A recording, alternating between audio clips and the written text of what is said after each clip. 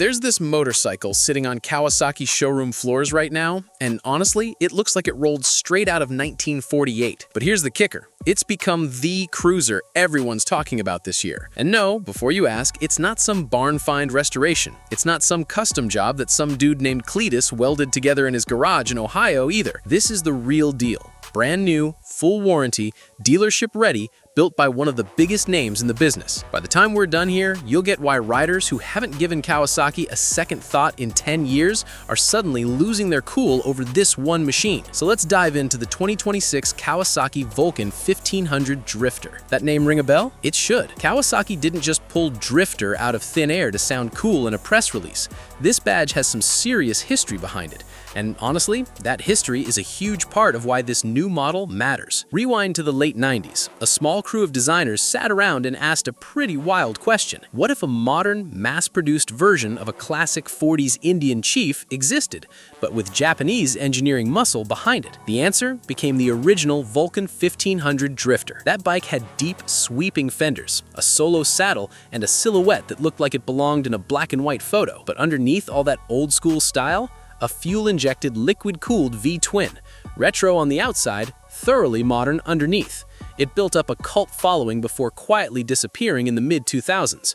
For almost 20 years, that bike's been living on in classifieds, forum threads, and the hearts of riders who never stopped hoping for a comeback. Well, here we are. And they didn't just slap some fresh stickers on an old frame and call it a day. But before we get into all the juicy details, let me throw a question at you. Quick, what do you think is heavier? This new 2026 Vulcan 1500 Drifter or a baby grand piano? Stick with me, because the answer is going to surprise you. All right, let's start where every cruiser conversation has to start. The engine. The new Drifter runs a 1470cc liquid-cooled V-twin. That's a solid step up from the parallel twin Vulcan S, which has been carrying the cruiser torch for Kawasaki for years now. This isn't some sport bike engine dressed up in vintage clothes. It's tuned specifically for low-end grunt and that deep, throbbing exhaust note, the kind you feel in your chest at a red light. Word is, Kawasaki's engineers spent a ridiculous amount of time dialing in the intake and exhaust to nail that big twin rumble, while still keeping fuel injection precision and emissions in check, which, let's be real, is the whole challenge with modern retro bikes.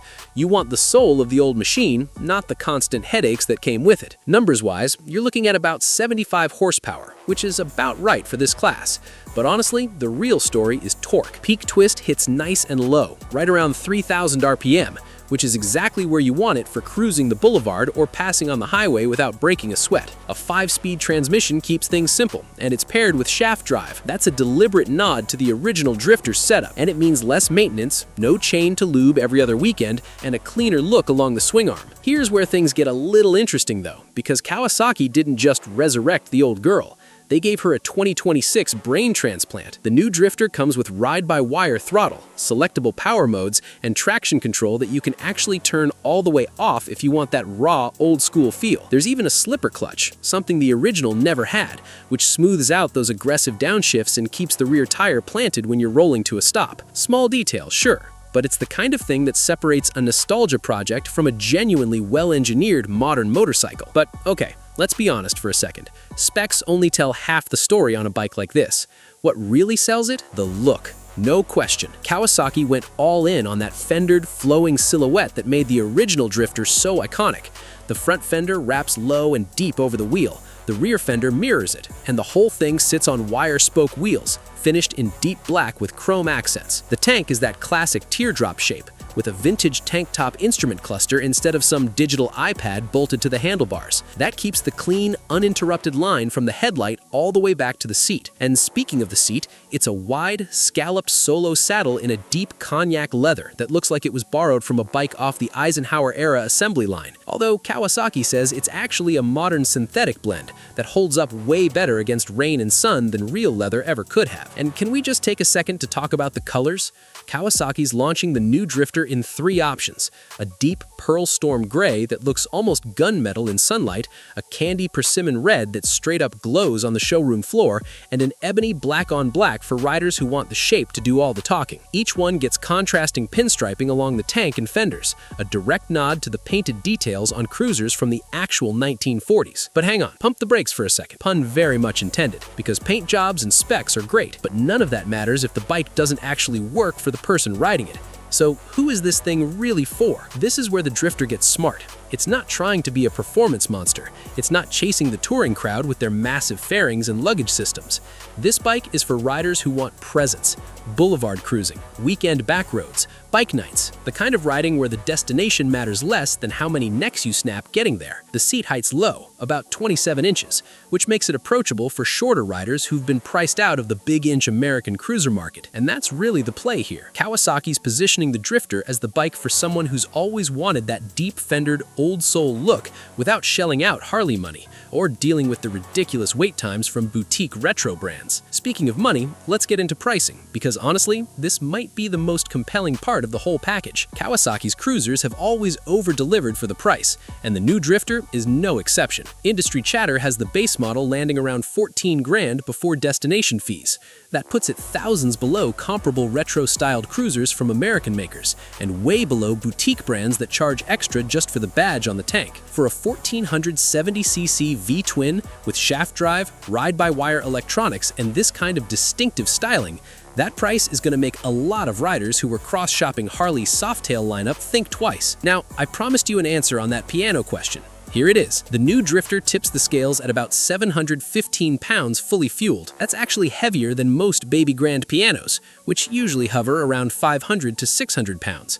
So yeah, you're technically riding something heavier than a piano. The difference is, this one doesn't need 6 people to move it into your garage, and it definitely sounds better when you twist the throttle. That weight, by the way, isn't a bad thing. On a cruiser like this, having that mass low in the chassis translates to stability at highway speeds and a planted, confident feel through sweeping turns.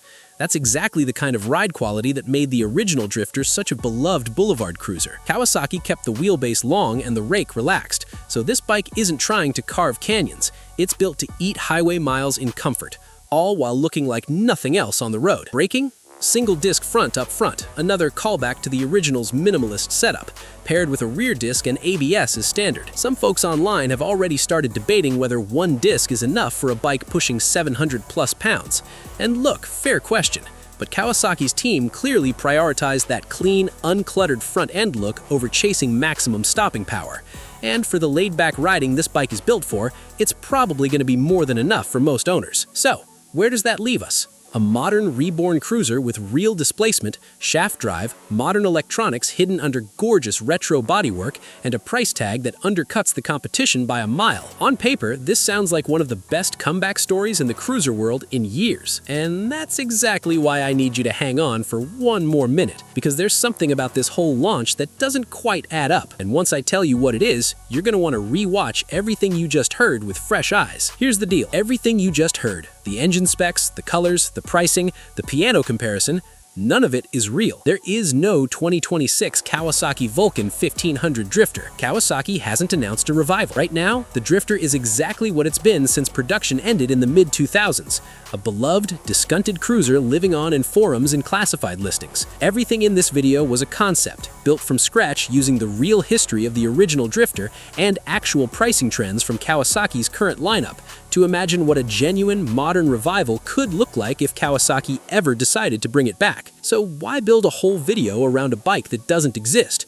Because the demand is real, even if the bike isn't. Dig around cruiser forums and comment sections, and you'll find riders asking for exactly this, a modern Drifter revival, over and over. We wanted to take that question seriously, grounding every spec and number in real research instead of just throwing out random fantasy figures, so you walk away with something that actually feels plausible, not pure fiction. If this kind of motorcycle deep dive is your thing, imagining what could be while staying grounded in what's real, then you're definitely going to want to check out the video on your screen right now. We do this same deep dive on another legendary nameplate that fans have been begging to see return. Go ahead and tap it. I'll catch you in the next one.